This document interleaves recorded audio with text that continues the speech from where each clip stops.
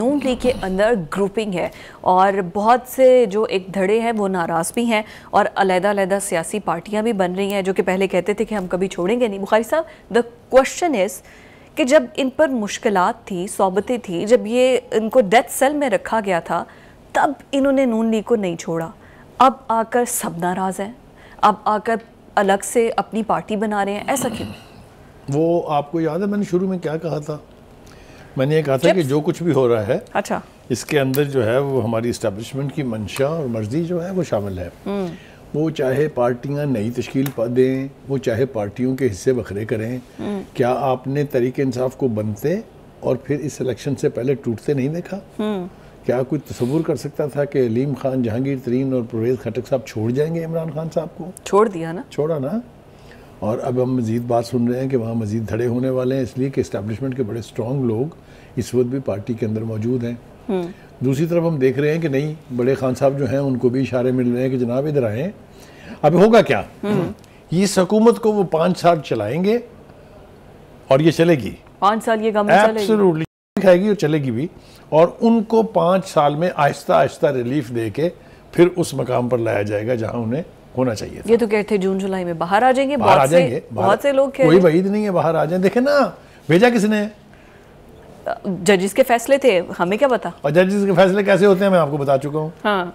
Panama से कामा कैसे बनता है? यस, बताया ना भी। बिल्कुल ऐसे डिस्कशन तो हुई है। अभी भी आप देख लीजिए कि यही हो रहा है कि जजेस जो हैं वो बाकायदा मशवरा दे रहे हैं। वो जज नहीं है, वो वकील हैं कि ये जो अडियाला जेल का सुपरटेंडेंट है इसके खिलाफ लाए मेरे पास कंटेम्प्ट ऑफ कोर्ट की अपील की। आज ये अभी न्यूज़ है, यस, आज की न्यूज़ है। कभी आपने सुना था अदालतों को ये करते हुए? तो ये हो रहा है ना। एनीवे, ये कैसे हो रहा है मैं आपको बता चुका हूँ। बार बार ना कहलवाएं मुझसे, चलाकी ना तभी तो सवाल करते हुए सोच रही कि मैं इस पे सवाल क्या करूं। लेकिन बुखारी साहब, अब टारगेट है मुस्लिम लीग। यस, हाँ, बिल्कुल आपने ठीक कहा। उसके अंदर एक तो वो लोग हैं जो पार्टी के कार्डर में रहते हुए मुखालफत कर रहे हैं और दूसरी ज़बान बोल रहे हैं, और कुछ वो हैं जो ड्रॉप आउट्स हैं, people like Shahid Khaqan Abbasi, Miftah Ismail and को बहुत सारे जो लोग हैं। ये मुझे अच्छी तरह से याद है क्योंकि कम से कम 1 दर्जन प्रोग्राम्स में खाकान अब्बासी ने कहा था कि मैं नई जमात नहीं बनाऊंगा। क्यों? क्योंकि मेरी जमात मुस्लिम लीग नून ही है।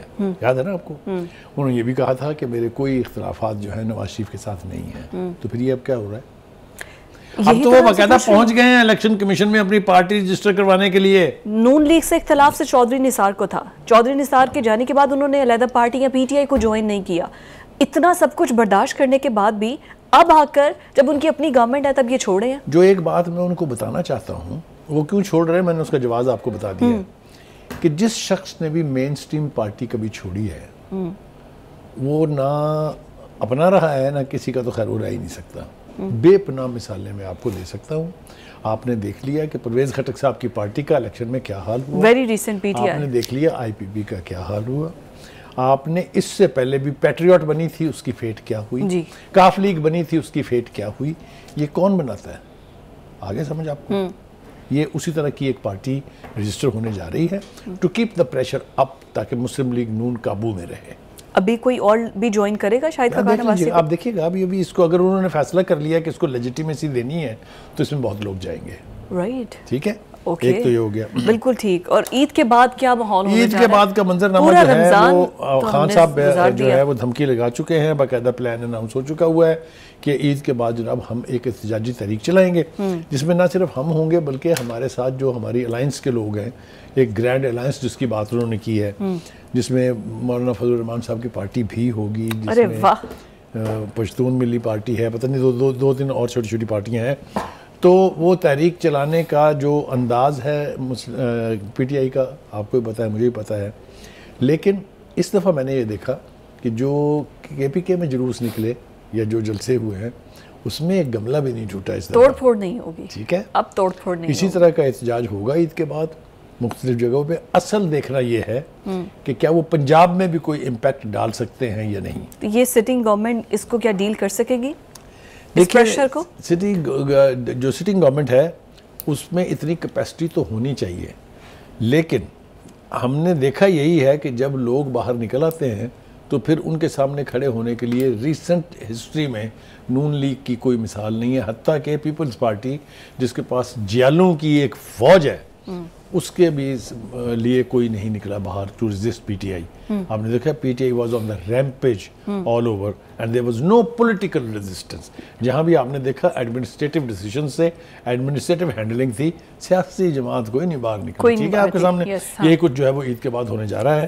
किस हद तक वो तहरीक चलेगी, कहां तक लेके जाएगी, वो अब देखना बाकी है। वो ईद के बाद पता अब आ जाइए जनाब, ये जो सेनेट के इंतखाबात बॉयकॉट कर दिया जी पीटीआई ने। ठीक है जी, वो पीटीआई का बाइकआउट जो है उससे मैटर इसलिए नहीं होता कुछ, असल में फिर वही देखना है कि द पावर दैट भी क्या चाहती है और हमारी अदलिया क्या चाहती है। एक अच्छी बात आज ये हुई है कि इस्लामाबाद हाई कोर्ट में जहां वो लेके गए थे पिटीशन कि जी ये इंतखाब आप रोक दें कि इलेक्शन ना हो, तो उन्होंने तो उनको कोरा जवाब दे दिया कि भाई साहब ये तो नहीं हो सकता। ठीक है जी, ठीक।